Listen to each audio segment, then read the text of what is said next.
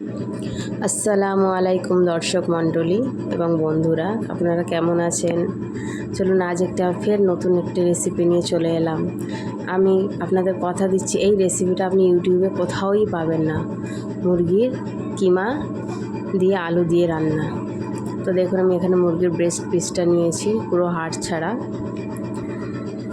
নিয়ে নেব মুরগির এই চামড়া, গায়ের যে স্কিনটা হয়, ওই স্কিনটা ভালো করে পরিষ্কার করে ধুয়ে নিয়েছি। ছোট ছোট করে কেটে নেব। তো আমি এইটা দিয়ে পুরো রেসিপিটা করব। দেখুন, আমরা আলুকে এইভাবে চারকোনা অথবা চৌকো করে কেটে নিয়েছি, ছোট ছোট করে। এইভাবেই কাটতে হবে, এর থেকে বেশি বড় হলে দেখতে ভালো লাগবে না। দেখুন, এখানে মুরগির চামড়াগুলো অথবা স্কিনগুলো নিয়ে এইভাবে ছোট ছোট করে টুকরো করে নিয়েছি, কারণ চামড়াগুলো আমি ওই কিমাতেই দেব, তবে লাল লাল হবে এবং চর্বিগুলো বার হয়ে যায়। তো দেখুন, আমি এখানে মিক্সিতে মুরগির ব্রেস্ট পিসের কিমা বানিয়ে নিয়েছি। দেখুন, এইভাবে পুরো কিমাটা তৈরি হয়ে গিয়েছে। চলুন এবার রান্নাটা শুরু করা যাক। তার জন্য প্রেসার কুকারে আমরা সরষের তেল দিয়ে নিলাম 2টা বড় সাইজের পেঁয়াজ কুচি করে কেটে রাখা। একে আমি ভালো করে নেড়ে চেড়ে লাল করে ভেজে নেব। এখনও যারা আমার চ্যানেলটা সাবস্ক্রাইব করেননি, বেগম কি রসোই ইউটিউব, এই চ্যানেলটা সাবস্ক্রাইব করে নিন আর পাশে থাকা বেল আইকনটি টিপে দিন, তাতে অল নোটিফিকেশানগুলো আপনাদের কাছে পৌঁছিয়ে যাবে। তো দেখুন, আমি কথা বলতে বলতে এখানে পেঁয়াজ প্রায় লাল হয়েই গেল। এখানে কিমাটাও দিয়ে দিলাম।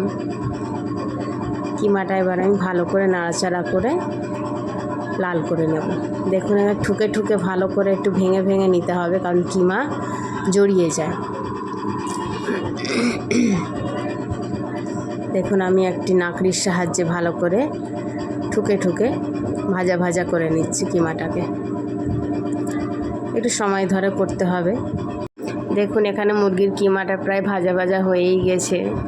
তো এখানে দিয়ে দিলাম আমি বড় চামচের 1 চামচ আদা এবং রসুন বাটা, দিয়ে দিলাম স্বাদ মতন লবণ, দিয়ে ভালো করে নাড়াচাড়া করে নিতে হবে কিমাটাকে। তো দেখুন, আমার প্রেসার কুকারে করতে অসুবিধা হচ্ছিল, যেহেতু মুরগির কিমা, ওই জন্য আমি মনে করলাম একটু ভাজা ভাজা করে রান্না করাটাই ভালো, প্রেসার কুকারে ভালো হবে না। তো এই জন্য আমি এখানে কড়াতে ঢেলে নিয়েছি। তো কড়াতে ঢেলে নিয়ে ভালো করে ভাজা ভাজা করে নিয়ে আমি তার উপরে দিয়ে দিলাম গুঁড়ো লঙ্কা, দিয়ে দিচ্ছি হলুদ গুঁড়া, সব 1 চামচ করে দিয়ে দেবেন। আপনাদের পছন্দের মতন দিয়ে দেবেন, যে যেমন মশলা খেতে ভালোবাসেন তেমন দিয়ে দেবেন। আমি কোনো মাপ হিসাবে বলছি না, আমরা যেমন খেতে ভালোবাসি, আপনাদের জাস্ট রান্নাটা আমি দেখিয়ে দিচ্ছি। তো দেখুন, ভালোভাবে কিমাটা একটু নেড়ে চেড়ে ভেঙে ভেঙে নিতে হবে। দিয়ে দিলাম মুরগির স্কিনগুলো অথবা চামড়াগুলো, যেগুলো পরিষ্কার করে আমি ধুয়ে রেখেছিলাম। এবারে ওইটাও ওর সাথে একসঙ্গে মিশিয়ে নেব, মিশিয়ে নিয়ে ভাজা ভাজা করে নেব। ভালো করে নাড়াচাড়া করে ভাজা ভাজা করতে হবে। দিয়ে দিলাম এখানে 1 চামচ ধনিয়া গুঁড়া। ভালো করে এটা ভাজা ভাজা করে নিতে হবে। ভাজা ভাজা করে নিলে স্কিনের যে গন্ধটা সেটা চলে যাবে, এবং স্কিনের সাথে যে চর্বিটা থাকে এবং তেলটা তার বার হয়ে যাবে। তো আমি এখানে ভাজা ভাজা করে নেওয়ার পর অল্প সামান্য জল দিয়ে দিলাম, কষিয়ে নেওয়ার মতন, মশলার গন্ধটা চলে যাবে। তো অল্প সামান্য জল দেবেন, বেশি দেবেন না। এটা জাস্ট কয়েক মিনিটের কষার মতন জল দিয়ে দিয়েছি। তো আমি আরও একদিকে চলে এলাম, কড়াইতে সরষের তেল দিয়ে তাতে আমি ছোট ছোট করে চৌকো করে কেটে রাখা আলুগুলো এবারে ভেজে নেব। তেলের উপরে আমি আলুগুলো দিয়ে দিলাম। এবারে দিয়ে দেব স্বাদ মতো লবণ এবং হলুদ গুঁড়া, দিয়ে ভালো করে আমি আলুটাকে সময় ধরে নাড়াচাড়া করে নরম করে ভেজে নেব এবং লাল লাল করে ভেজে নেব। তো দেখুন, আমি এখানে আলুগুলো ভেজে নিচ্ছি ভালোভাবে নেড়েচেড়ে। তো দেখুন, আমার আলুটা প্রায় অনেকক্ষণই হয়ে গেল ভাজা প্রায় শেষের দিকেই আপনাদের দেখিয়ে দিলাম। দেখুন, একদিকে আমার আলু ভাজা হচ্ছে, একদিকে আমার চিকেনটা কষা হচ্ছে, চিকেন কিমাটা। এখানে দেখুন চিকেন কিমাটা প্রায় তেল বার হয়ে গিয়েছে অনেকটা। আমি আপনাদের বললাম যে চামড়ার যে তেলগুলো হয় সেই তেলগুলো অল্প জল দিয়ে কষালে আস্তে আস্তে তেলগুলো বার হয়ে যাবে। তো দেখুন আমার এখানে প্রায় কষানো রেডি। তো আমি একটু বেশি করে জল দিলাম, প্রায় আপনাদের 1 থেকে 1 মগ মতন জল দিয়ে দেবেন, বেশি দিতে হবে না, 1 মগ, ছোটো মগের 1 মগ মতন জল দিয়ে দেবেন। তো আমি এখানে 1 মগই জল দিয়ে দিই, বেশি জল এখানে লাগবে না, অল্প দিলেই হবে। তো দেখুন আমার এখানে আলুর ভাজাটা প্রায় কমপ্লিট হয়েই গেল।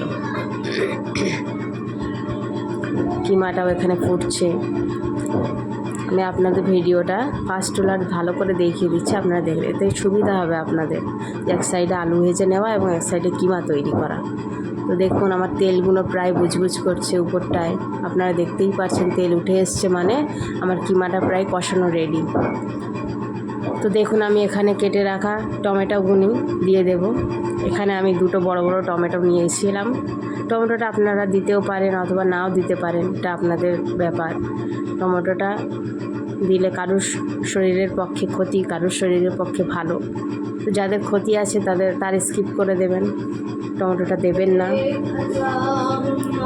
তো দেখুন এখানে টমেটোগুলোর সাথে আমি কিমাটা ফের একটু নাড়াচাড়া করে কষিয়ে নিয়ে তার সাথে আমি আলুগুলো দিয়ে দিলাম, ভেজে রাখা আলুগুলো দিয়ে একটু নাড়াচাড়া করে সামান্য জল দিয়ে জাস্ট ফুটিয়ে আমরা নামিয়ে নেব।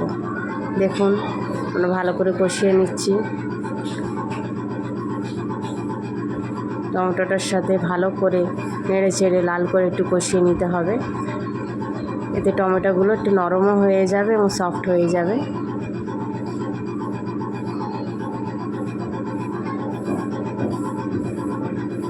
বেশি কষানোর দরকার নেই, কারণ আলুটাও আমাদের নরম ভাজা হয়ে গিয়েছে।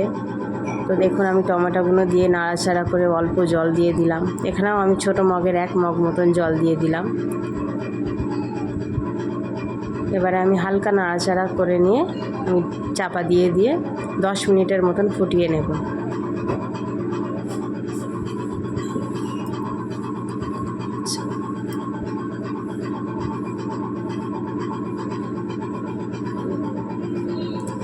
দেখুন আমার এখানে প্রায় কিমাটা তৈরি, ফুটেই গেল, কিমাটা প্রায় শেষ পর্যায়ে। তো উপর থেকে আমরা দিয়ে দেব গরম মশলা গুঁড়া। তো আমরা এখানে গরম মশলা গুঁড়া একটু বেশি করেই দিচ্ছি, ফ্লেভারটা এতে সুন্দর হয় এবং খেতে ভালোও লাগে। দেখুন আমাদের কিমাটা রেডি। তো এরকম একটু শুকনো শুকনো করে রান্না করবেন, কারণ কিমাতে বেশি ঝোল ভালো লাগে না। এই রেসিপিটা আপনারা করে বাড়িতে ট্রাই করুন, দেখবেন সবাই আপনার নাম করবে। আমার ভিডিও দেখার জন্য ধন্যবাদ। একটি লাইক ও কমেন্ট করে যাবেন।